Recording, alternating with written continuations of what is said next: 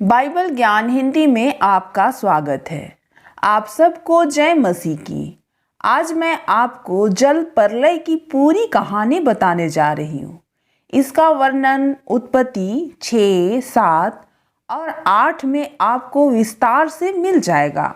भजन संहिता 34:15 में लिखा है, यहोवा की आंखें धर्मियों पर लगी रहती है और उसके कान भी उसकी दुहाई की ओर लगे रहते हैं। यह उस समय की बात है जब पृथ्वी पर मनुष्य की संख्या बढ़ती रही। तब इन लोगों की लड़कियां पैदा हुई। परमेश्वर के पुत्र ने देखा कि यह लड़कियां सुंदर है, इसलिए परमेश्वर के पुत्रों ने अपनी इच्छा के अनुसार जिन्हें चाहा उसी से विवाह किया। इन स्त्रियों ने बच्चों को जन्म दिया।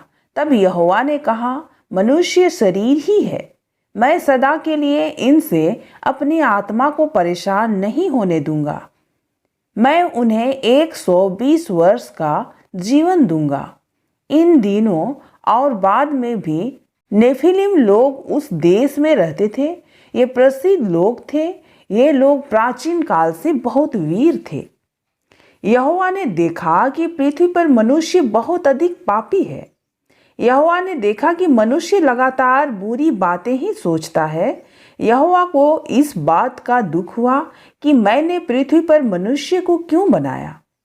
यहोवा इस बात से बहुत दुखी हुआ। इसलिए यहोवा ने कहा, मैं अपनी बनाई पृथ्वी के सारे लोगों को खत्म कर दूंगा।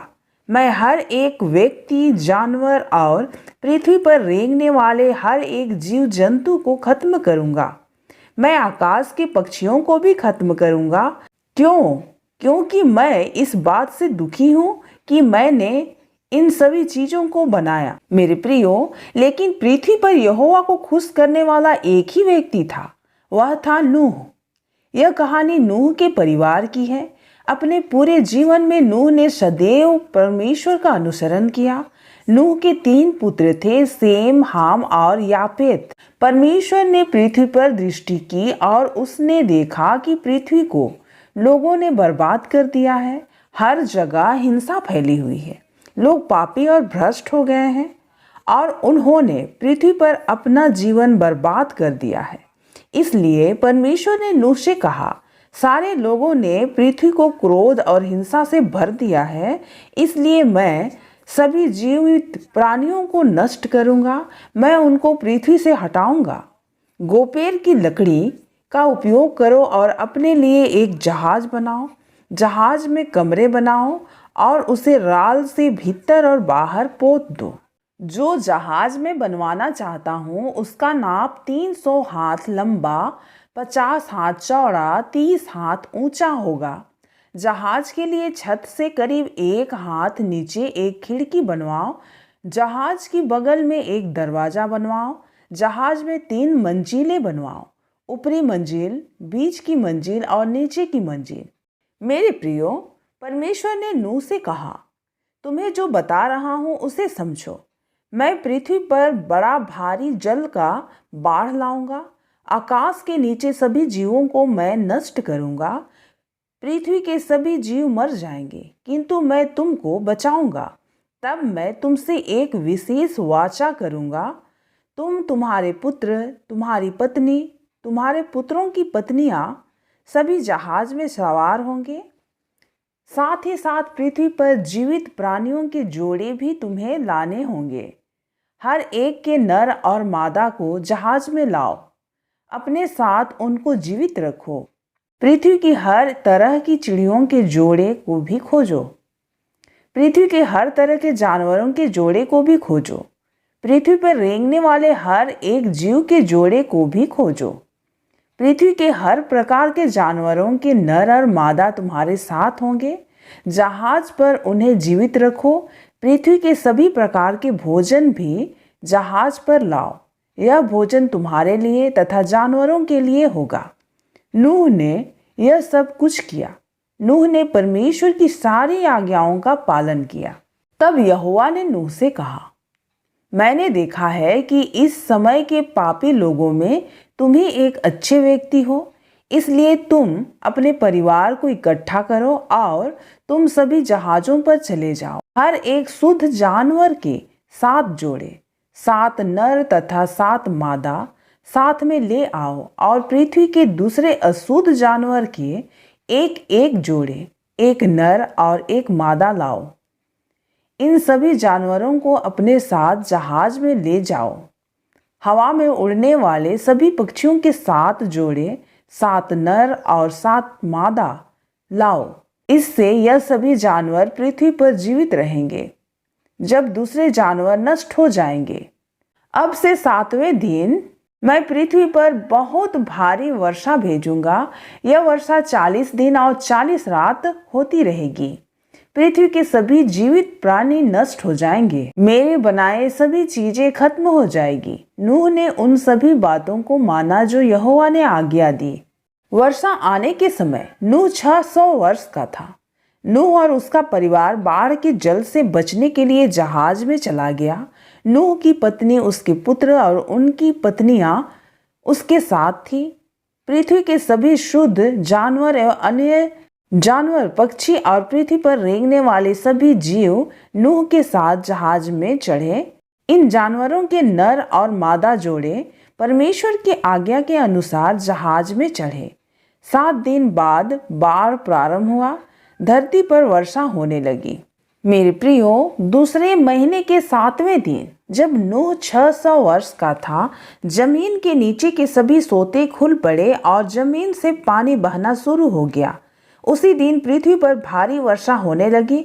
ऐसा लगा मानो आकाश की खिड़कियां खुली पड़ी है। 40 दिन और 40 रात तक वर्षा पृथ्वी पर होती रही। ठीक उसी दिन नूह, उसकी पत्नी, उसके पुत्र शेम, हाम और याफेत और उसकी पत्नियां जहाज पर चढ़े। वे लोग और पृथ्वी के हर एक प्रकार के जानवर जहाज में थे। हर प्रकार के मवेशी, पृथ्वी पर रेंगने वाले हर प्रकार के जीव और हर प्रकार के पक्षी जहाज में थे। ये सभी जानवर नूह के साथ जहाज में चढ़े। हर जाति के जीवित जानवरों के ये जोड़े थे।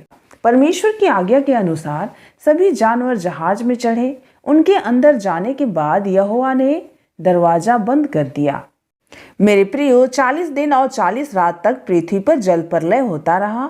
जल बढ़ना शुरू हुआ और परमेश्वर ने जहाज को जमीन से ऊपर उठा दिया। जल बढ़ता रहा और जहाज पृथ्वी से बहुत ऊपर तैरता रहा। जल इतना ऊंचा उठा कि ऊंचे से ऊंचे पहाड़ भी पानी में डूबे रहे। जल पहाड़ों के ऊपर बढ़ता रहा। सबसे ऊंचा पहाड़ से 13 हाथ ऊंचा था। पृथ्वी के सभी जीव मर गए। हर एक स्त्री और पुरुष मर गए।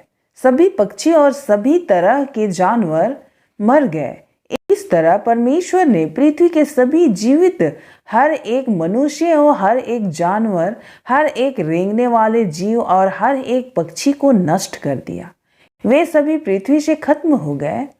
केवल नूह, उसके साथ जहाज में चढ़े लोग और जानवरों का जीवन बचा रहा और जल 150 दिन तक पृथ्वी को डुबाए रहा। मेरे प्रियो, लेकिन परमेश्वर नूह को नहीं भूला। परमेश्वर ने नूह और जहाज में उसके साथ रहने वाले सभी पशुओं और जानवरों को याद रखा। परमेश्वर ने पृथ्वी पर आंधी चलाई और सारा जल गायब होने लगा। आकाश से वर्षा रुक गई और पृथ्वी के नीचे से पानी का बहना भी रुक गया। पृथ्वी को डुबाने वाली पानी बराबर घटता चला गया। 150 दिन बाद पानी इतना उतर गया कि जहाज फिर से भूमि पर आ गया। आकाश से वर्षा रुक गई और पृथ्वी के नीचे से पानी का बहना भी रुक गया। पृथ्वी को डुबाने वाली पानी बराबर घटता चला गया। 150 दिन बाद पानी इतना उतर गया कि जहाज फिर से भूमि पर आ गया। जहाज अरारत के पहाड़ी में से एक पर आ टिका। यह 7वें महीने का 17वां दिन था। जल उतरता गया और 10वें महीने के पहले दिन पहाड़ियों की चोटी जल के ऊपर दिखाई देने लगी। जहाज में बनी खिड़की को नूह ने 40 दिन बाद खोला। नूह ने एक कौवे को बाहर उड़ाया। कौवा उड़कर तब तक फिरता रहा जब तक कि पृथ्वी पूरी तरह से ना सूख गई। नूह ने एक कबूतरी को भी बाहर भेजा। वह जानना चाहता था कि पृथ्वी का पानी कम हुआ है या नहीं। कबूतरी को कहीं बैठने की जगह नहीं मिली क्योंकि अभी तक पानी पृथ्वी पर फैला हुआ था, इसलिए वह नूह के पास जहाज पर वापस लौट आई। नूह ने अपना हाथ बढ़ाकर कबूतरी को वापस जहाज के अंदर ले लिया। 7वें दिन बाद नूह ने फिर कबूतरी को भेजा। उस दिन दोपहर बाद कबूतरी नूह के पास आई। कबूतरी के मुंह में एक ताजा जैतून की पत्ती थी। यह चिन्ह नूह को यह बताने के लिए था कि अब पानी पृथ्वी पर धीरे धीरे कम हो रहा है। नूह ने 7 दिन बाद फिर कबूतरी को भेजा, किंतु इस समय कबूतरी लौट कर नहीं आई। उसके बाद नूह ने जहाज का दरवाजा खोला। नूह ने देखा और पाया कि भूमि सूखी है। यह वर्षा के पहले महीने का पहला दिन था। नूह 601 वर्ष दूसरे महीने के 17वें दिन तक भूमि पूरी तरह सूख गई। तब परमेश्वर ने नूह से कहा, जहाज को छोड़ो, तुम, तुम्हारी पत्नी, तुम्हारे पुत्र और उनके पत्नियां सभी अब बाहर निकलो। हर एक जीवित प्राणी, सभी पक्षियों, जानवरों तथा पृथ्वी पर रेंगने वाले सभी जानवरों को जहाज से बाहर लाओ। नूह अपने पुत्रों, अपने पत्नी, अपने पुत्रों की पत्नी के साथ जहाज से बाहर आया। सभी जानवरों तथा रेंगने वाले जीवों और सभी पक्षियों ने जहाज को छोड़ दिया। सब जानवर जहाज से नर और मादा के जोड़े में बाहर आए। तब नूह ने यहोवा के लिए एक वेदी बनाई।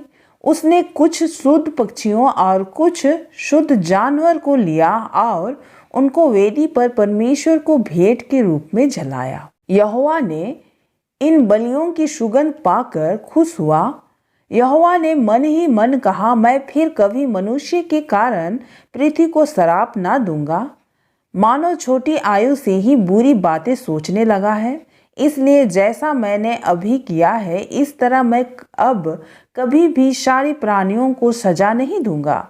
जब तक यह पृथ्वी रहेगी तब तक इस पर फसल उगेंगे और फसल काटने का समय सदैव रहेगा। पृथ्वी पर गर्मी और जाड़ा तथा दिन और रात सदा होते रहेंगे। परमेश्वर का क्रोध और परमेश्वर की दया उसकी महिमा के धन को प्रदर्शित करती है। मेरे प्रियो, परमेश्वर का क्रोध और परमेश्वर की दया उसकी महिमा के धन को प्रदर्शित करती है, परंतु हम मानव जाति के पतन के कारण इसे नहीं देख सकते। यदि हमें अनुग्रह की आवश्यकता नहीं होती तो हम अनुग्रह को जान ही नहीं पाते। इसलिए परमेश्वर की सही योजनाएं, जिसमें मानव जाति का पतन, चुनाव, उद्धार और प्रायश्चित सम्मिलित है, परमेश्वर की महिमा के उद्देश्य को पूर्ण करती है।